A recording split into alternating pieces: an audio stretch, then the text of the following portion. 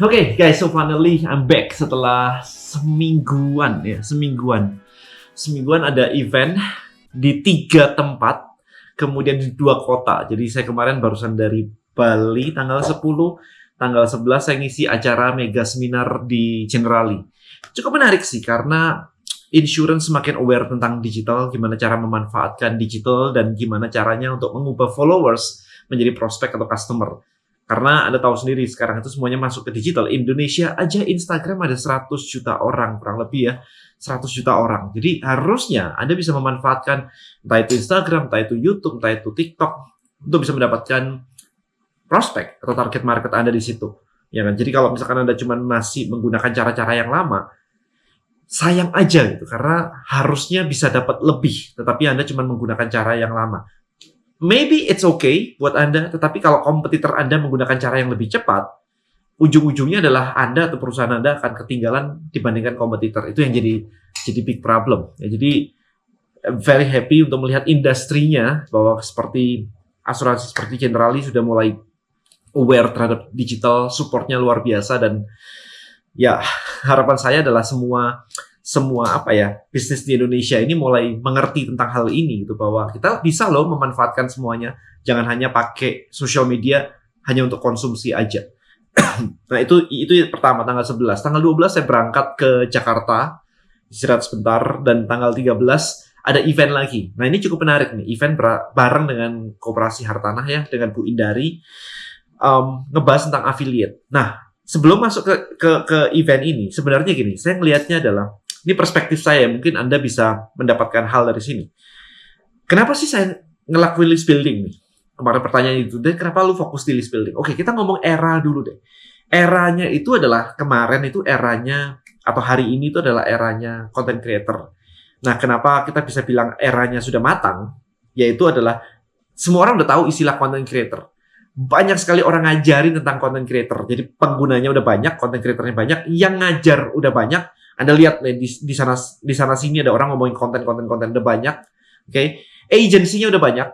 Bikinin konten sosial media bayar 2 juta, 3 juta sebulan, 20 post gitu. Udah banyak agensinya. Talent agensinya juga udah banyak. Manajemen talent, manajemen influencernya udah banyak. Selebritinya udah banyak. Influencer yang biasa di-endorse udah banyak selebritinya.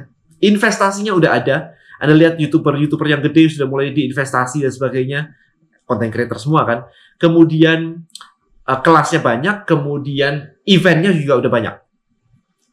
Eventnya itu maksudnya kayak event acara di mana mendatangkan pembicara-pembicaranya adalah para content creator yang sukses. Bisnis-bisnis yang dimulai dari konten juga banyak sekali. Anda tahu kayak Menanti, dulu ada BOT dan sebagainya. Nah, itu adalah bisnis-bisnis yang ditunjang oleh konten. Kalau orangnya atau foundernya nggak ngonten, itu bisnisnya mungkin nggak ada.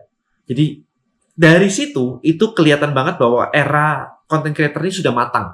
Karena industrinya sudah lengkap sekali, duitnya udah muter di situ. Nah pertanyaannya berikutnya adalah what next? Nah what next adalah ketika Anda sendiri sudah bikin konten, sudah dapat followers dan sebagainya, maka what next-nya adalah gimana caranya mengubah followers ini menjadi prospek atau customer kan? Ini next-nya nih. Kalau kita cuma bikin konten aja tapi nggak bisa monetize atau tidak bisa membisniskan follower Anda, maka apa gunanya Anda membuat konten untuk bisnis Anda? Ini ngomong konten untuk bisnis ya, konten untuk bisnis. Nah, maka next step-nya adalah gimana mengubah followers ini menjadi prospek atau customer. Nah, inilah eranya list building. Karena list building adalah gimana caranya kita mengajak followers masuk daftar, kemudian kita edukasi, kemudian kita jualan. Nah, edukasinya panjang atau pendek itu urusan produknya ya, urusan industrinya. Kalau jualan kayak saya pernah jualan BH, ya of course edukasinya akan pendek sekali. Bahkan kita nggak perlu list building di depan. Jadi kita jualan dulu, baru list building di belakang kita upsell. Jadi gunanya list building adalah untuk upsell. But anyway, ini adalah fokusnya di sini. Nah, yang menarik dari acara hari kedua yang diadakan oleh Bu Indari dan Koperasi Hartanah tadi adalah event ini bukan event saya. Saya cuma diundang aja. Sehingga buat saya adalah, sudah mulai ada event-event di luar sana yang ngebahas tentang Tribelio. Ini ngebahas tentang affiliate by the way, ngajarin tentang affiliate.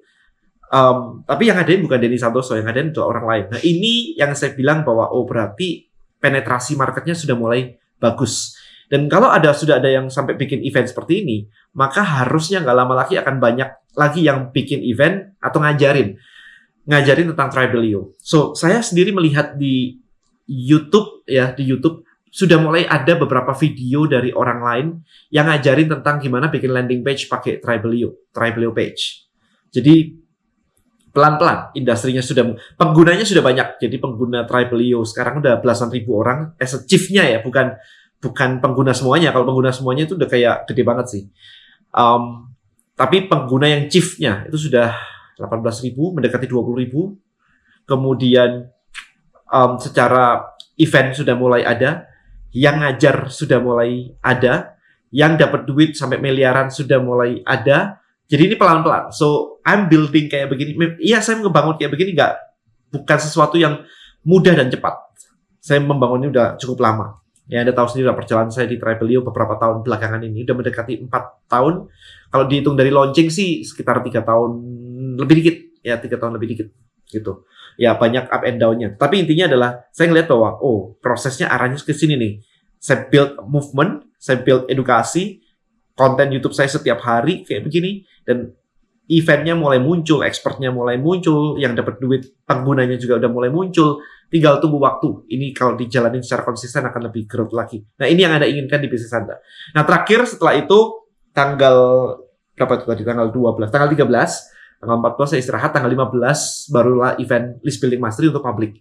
Nah, List Building Mastery untuk publik ini benar-benar ngajarin orang publik gitu ya, yang pengen belajar list building ini dengan lebih detail, sehari penuh, langsung praktek. Dan kemarin di Jakarta, untuk kedua kalinya di Jakarta lagi, top yang dapetin leads terbanyak selama acara, cuma dalam waktu 3-4 jam aja, itu adalah 600 orang. Jadi dapat 600 leads. Jadi satu orang itu mendapatkan 600 leads. Gila banget ya. Ada yang 150, ada yang 120 kalau nggak salah kemarin. Jadi terbukti bahwa caranya works. Gitu. Dalam waktu 1 jam, 2 jam, 3 jam aja bisa dapetin lead segitu banyak. Jadi tinggal Anda praktekin aja, tinggal Anda ikut praktekin. Nah, kalau sudah dapat lead sebanyak itu ya harusnya Anda tinggal jualan ya. Kalau sudah dapat prospek di depan mata kan tinggal jualan aja gitu. Paling nggak Anda tahu cara memancingnya dari kolam sosial media Anda. Jadi sosial media jangan dibiarin begitu aja. Atau gitu aja sih buat saya untuk video kali ini. Tapi ingat, kalau Anda masih mau belajar lagi, tanggal 28 Januari akan ada List Building Mastery di Medan. Dan setelah itu tanggal 4 Maret, awal Maret ya, itu akan ada berikutnya di Surabaya. Jadi make sure Anda klik link di bawah listbuildingmastery.id untuk daftar sesegera mungkin. Alright, so thank you so much and see you in class. Bye-bye guys.